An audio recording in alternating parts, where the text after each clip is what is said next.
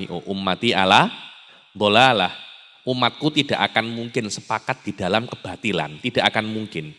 Dan ijma adalah kesepakatan, tidak mungkin ada kesepakatan dalam kebatilan. Jadi ijma itu tidak mungkin salah. Lah, sistem ini itu dipakai oleh ahli sunnah, dipakai oleh fuqaha daripada ahli sunnah agar kekuasaan tetap pada mereka, agar mereka itu tetap menguasai pasaran, tetap menguasai dinamika agama. Ini saya rasa ini tuduhan yang tidak berdasar, karena Syiah mempunyai sistem semacam ini yang dikenal dengan nama Al-Imamul Maksum.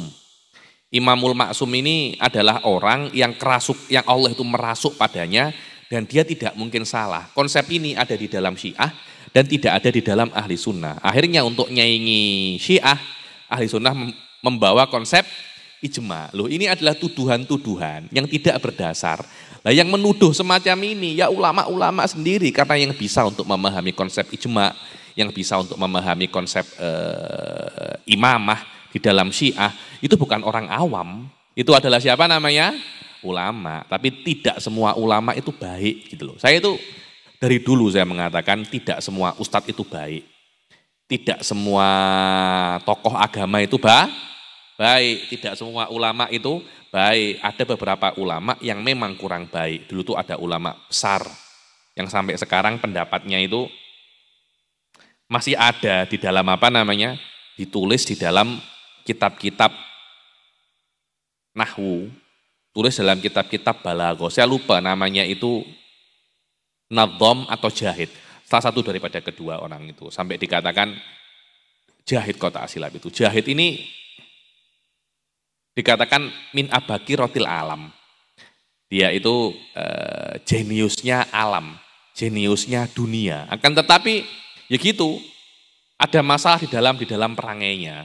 Kalau ada orang itu minta, aku tolong buatkan kitab mendukung Tuhan 3 bukan 1, yakni mendukung Trinitas. Jadi itu ngomong, kowe wani piro? Kowe wani apa jenenge? Kowe wani piro? Ya kamu punya uang berapa? Berapapun yang kamu, maksudnya kalau kamu mau kitab semacam itu, ya kamu harus membayar aku, nanti tak buatkan kitab. Akhirnya dia membuat kitab namanya Afdholiyatut Tatslits ala Tauhid. Keafdolian, kefadilah, kebagusan 3 Tuhan daripada satu Tuhan. Loh, hal-hal semacam ini yang menurut saya itu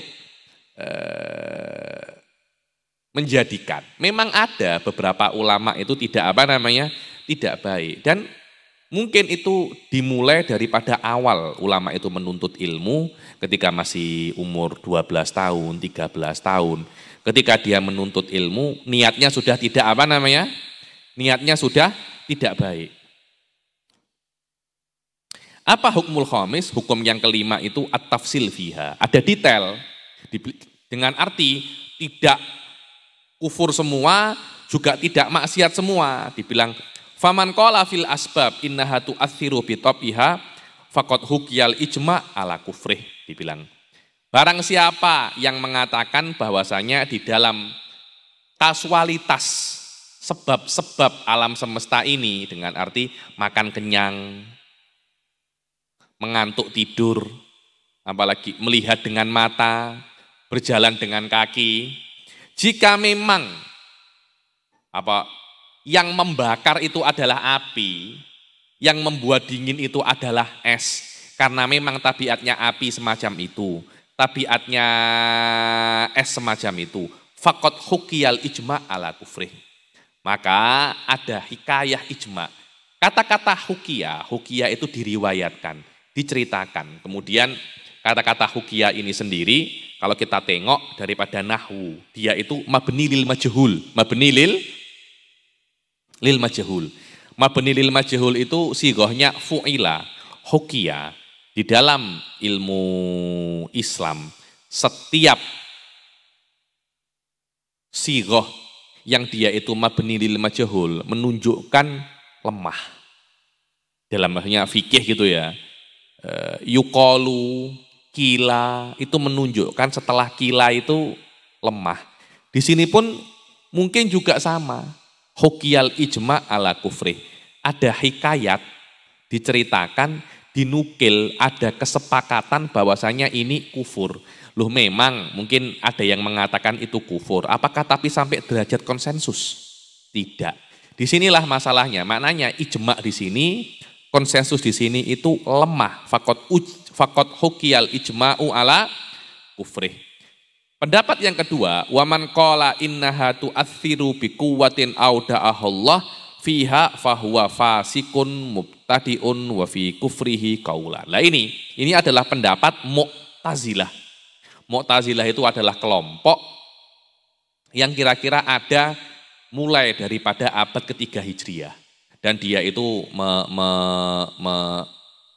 menguasai khilafah Islamiyah berabad-abad, mungkin 2 atau 3 abad semacam itu.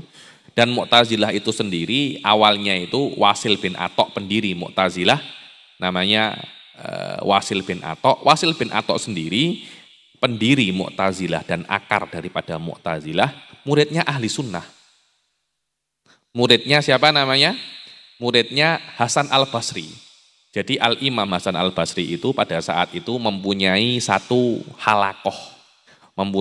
halakoh ilmu di Masjid Baghdad situ.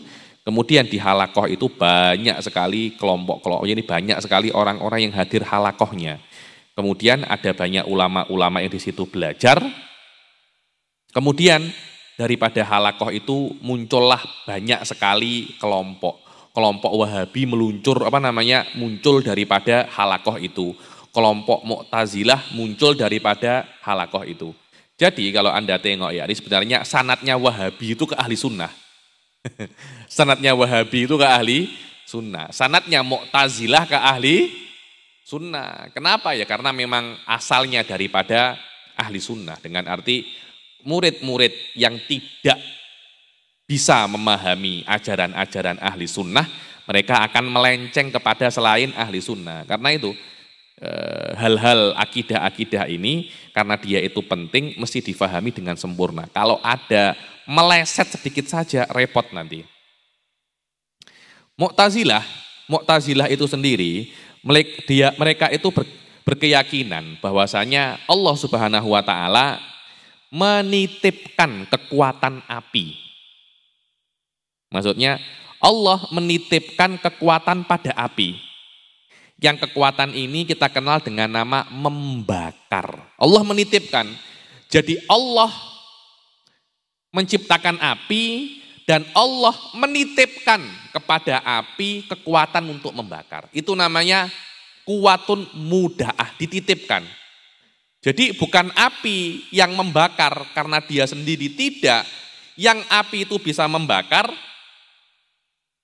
karena memang diizinkan oleh Allah, diberi kekuatan oleh Allah. Akan tetapi ketika Allah itu memberi kekuatan kepada api, ya sudah Allah meninggalkannya.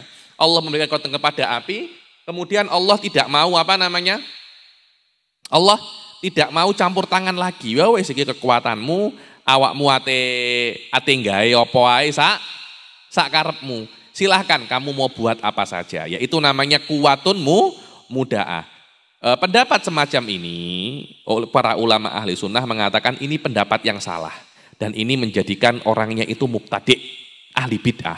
Kenapa? Karena dia mengatakan ada pada selain Allah itu kekuatan untuk mencipta.